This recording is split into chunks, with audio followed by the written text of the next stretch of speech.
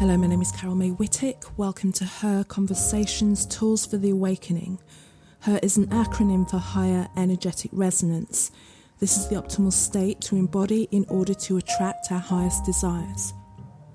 What is the awakening? This is the moment in time when humanity rises up out of the darkness. Who is awakening? Each one of us present on planet Earth today, reclaiming our sovereignty, seeking greater possibilities in our reality and looking for solutions. We know being awakened is not a lofty ideal but a necessity. If we can transform ourselves, we can change the world. Guests on Her Conversations will speak to your spirituality, sensuality, soul. Listen to their stories and hear how they are in service to the world. And let their words and these conversations embolden and inspire you. I'm back after a small break, and the first question is, how are you? How are you doing? It is now 18 months since the beginning of all this, and it's more apparent than ever before that there is a split in the realities that we are experiencing. What I'm seeing is more people are awakening. They're being jolted out of their slumber by the realisation that nothing is making any sense. They're starting to ask more questions that expose the lies. But then there are still many more who cannot and may never see what is happening. This, of course, is hard to witness, especially if we're trying to reach people who we care deeply about. But we have to remember that everybody has made a choice, and that in order to thrive in the next few months, we have to manage ourselves, our mental, our emotional, and our physical selves, and let go of the desire or the expectation that we can awaken anybody, because awakening in itself, after all, is an inside job. This means self-care on a level we may not have ever committed to before, but this is going to be necessary for our survival. I've come to the conclusion that the people who are not able to comprehend what is happening just cannot do so because they are not fully informed. If they've not yet learned about the true structure of society, approaching them with any talk of agendas is going to seem far-fetched, and they will reject that. Personally, as a naturally curious person and somebody who has had a healthy skeptical personality, my desire to seek the truth and learn about the hidden aspects of life has furnished me with the knowledge that allows me to see that there is a greater game at play. And the more I learn, then the easier it is to see. And while what I uncover is not always a comfortable discovery, it does make things very, very clear. The connections and the deception become so obvious that it's laughable, and this is why it seems so incredible that people would still not be questioning what is happening. But it is simply through a lack of knowledge, and why they avoid that knowledge is the bigger and more important question. In my observations, I realised that another aspect of those who are still asleep is their lack of awareness of who they are as persons, as souls. And most have not yet taken that journey of individuation or started what we call the work and doing the self-discovery and the healing that's necessary. They still feel the need to belong to something, to be part of something, even at the expense of abandoning themselves. Our primary connections are built mostly on superficial external similarities. As we mature, and that is not necessarily based on age, our understanding of what is right for us is driven by our true desires and sense of purpose. And it's a deeply personal experience, and it has nothing to do with others' expectations or a specific prescribed way of living. And to do that takes courage, to follow that path. And that's why so few do it. So I can understand why stepping away from the crowd will be extremely uncomfortable for most people, especially if they have been vocal in dismissing and mocking those who can see the lies in the mainstream narrative and then had the courage to speak out. Again, these are young souls and they require and survive on external approval. They are emotionally invested in these perceived figures of authority that we have around us. So these are people who you don't know personally. And it's hard to believe, and they are unaware that these people are paid to entertain, paid to distract and deceive. It's inconceivable that they would not be who or what they pretend to be. That degree of evil and that degree of deception is just too far-fetched and too painful for most to imagine. For them, their favourite celebrity is fun, loving, kind, talented, and they, in exchange, love them. The sleeping soul thinks that because they personally would never do such deceptive things, that others, celebrities, public figures with millions of followers, have the same traits and are, even to that extent, because they have such a wide reach, are more caring. For them, it's impossible to believe that there are those for whom the ability to control others is a goal that they would strive for at any cost.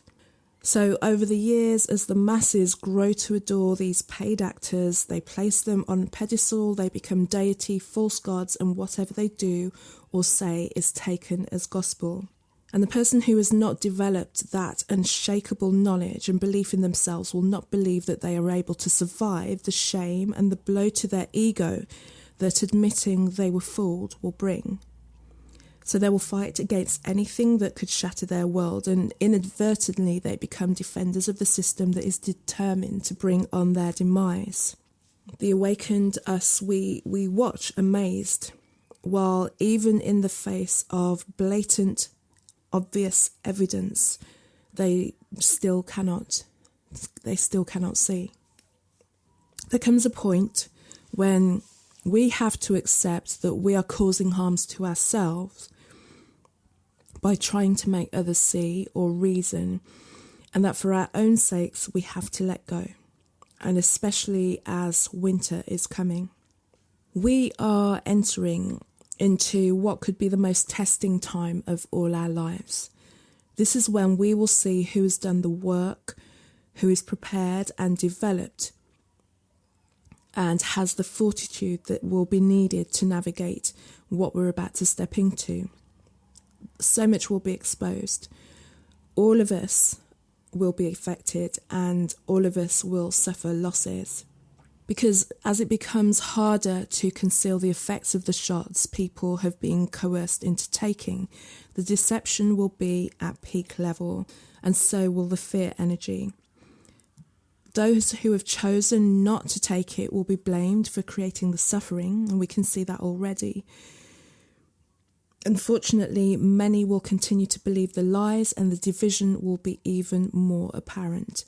The panic will drive people to act irrationally and not be able to see or accept any truth. And this is despite people coming forward and sharing their stories. And the mainstream media will continue to admonish and censor these voices.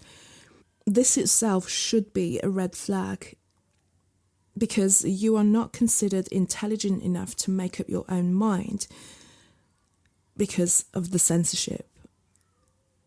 People should be indignant at the very suggestion, but terror will always trump logic. So in preparation, how can we move through these times intact? And this was a question that I was asked recently, and like most of us, this is from someone who is facing pressure from those in her immediate circle to take the jab. So far, she's managed to remain true to her choices. However, she still has a lot of confusion about what's really happening. She wants to know what's going on a deeper level, but also she feels overwhelmed by the information. One of her main questions to me is she wanted to know how I was staying sane, how I was looking well, because she knows that part of my purpose is to research and share information, and truth be told, I do wade through masses of it daily. So I thought I'd share with you what I'm doing in the hope that you may take something from it and it may help you through.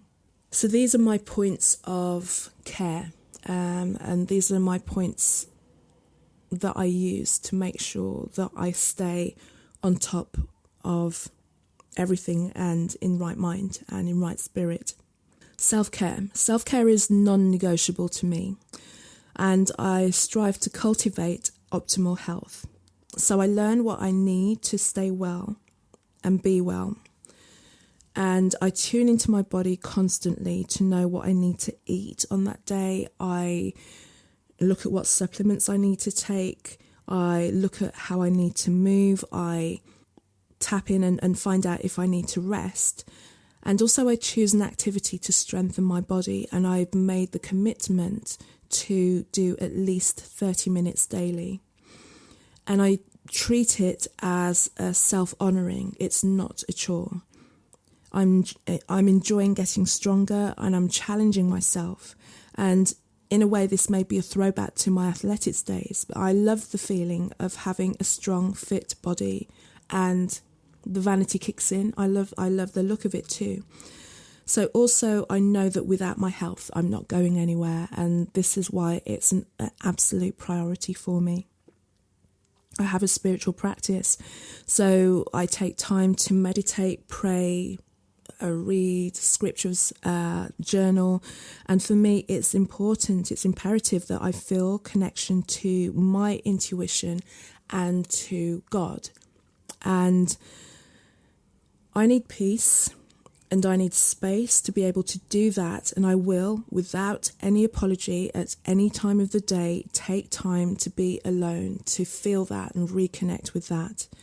Silence, contemplation, and that personal communication have saved me over my life time and time again, and I'm a better person in company for that if I've gone through that process. Also, I know and I'm committed to my purpose in life. At this moment in time, my work is to use my talents, especially my voice, to communicate this truth. If I'm doing something that I'm not aligned with, I will be shown. And it's for me to recognise the signs and make the necessary adjustments. If I ignore this, then I experience chaos every single time. It's uncomfortable for me. I become frustrated and tetchy and just really not nice to be around. So I know that doing what I love to do and working hard at that is actually beneficial for my mindset. And also I love the feeling of working hard, and I love the feeling of accomplishment. So it's nothing that I run away from. It actually is beneficial and builds confidence. Protecting my energy. Like I said before, the time for trying to convince others is over. It's draining, it's frustrating, and at this point, many are too far gone. Also, I observe where people are in their understanding, and I gauge their threshold for information. So there'll be very obvious clues in responses, even if they are saying one thing. I will be able to hear and see what they really mean and feel in that moment, and know whether to back off or not. People in general who know me know my stance now, and I am confident that they will come to me as and when they need to. I don't need to spend time explaining or defending who I am. Those who hear and understand me will do so without any effort on my part. And this is why I choose to connect with like-minded people. I know I'm not a crazed lone voice. There are many who think like me and are looking for true connections and want to create solutions. And I thirst for truthful conversations with others, and I am overly filled with gratitude when I can have them. And this is from a lifetime of searching. This is not just about this situation that we're facing now. Also, I never stop learning, and I will never stop learning. I'm a student of life. I'm a student for life. And for me, the more that I delve into researching the truth of our history, technology, medicine, occult symbolism, politics, and more, and attempt to reconfigure the paradigms that were forced upon me by the societal indoctrination system, the clearer the picture is. Knowledge is power. And it's absolutely 100% the antidote to fear. And yes, it is an overwhelming amount of information out there, but it's also a fascinating journey of relearning.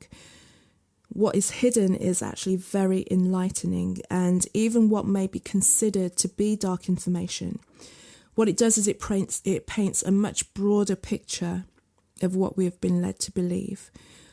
Sometimes I have to take a break to digest and really integrate what I find, but what I love is how it changes me. I'm expanded as a result. I can never go back to the darkness, because once you see, you cannot unsee. You start to realize that we are truly magnificent beings, and that is why so much effort is being made to entrap us at this point. Also, creativity. What am I putting out into the world? How am I expressing myself? Am I consuming or am I creating to counter the balance? For me, it's my voice, my writing, communication, and then also how I choose to present myself. How am I creating me in the world? Am I constantly evolving? Am I constantly tweaking areas of myself to be just a little bit better than before, in my eyes? Am I choosing to be stronger? And when things get harder and darker, how can I shine brighter? And all of the things I've mentioned before are what are helping me and creating me and keeping me in this space. No particular order, but these are some of the practices that I've been using to keep myself on track. Also, in terms of creativity, I have been inspired to write a short new book that I really hope will be completed over the next month. I also continue to collaborate with the team at the Great Awakening Report, which is also a great resource for those who want to find the truth. You can find Great Awakening Report at greatawakeningreport.com. So Her Conversations is now back. I am lining up an array of amazing guests who are ready to talk frankly and openly about what is happening in the world and solutions for the world. And these are conversations that I thirst for, and I'm grateful that there are people who are using their voice, and while we have the mechanisms to do so, I will continue that, and I will continue to publish those conversations and share with you. And it's 4 years since my first episode, or it's coming up to 4 years, and I'm just grateful that I took the first step and I followed through with the idea that I had, and going on to whatever the next phase will be. So in closing, I would just say, remember, we are undoing generations of deception. This is why it's so hard to imagine that what we have been led to believe of the world that we live in is untrue, or that things could be so dark right now, or there could be any agendas to remove us. But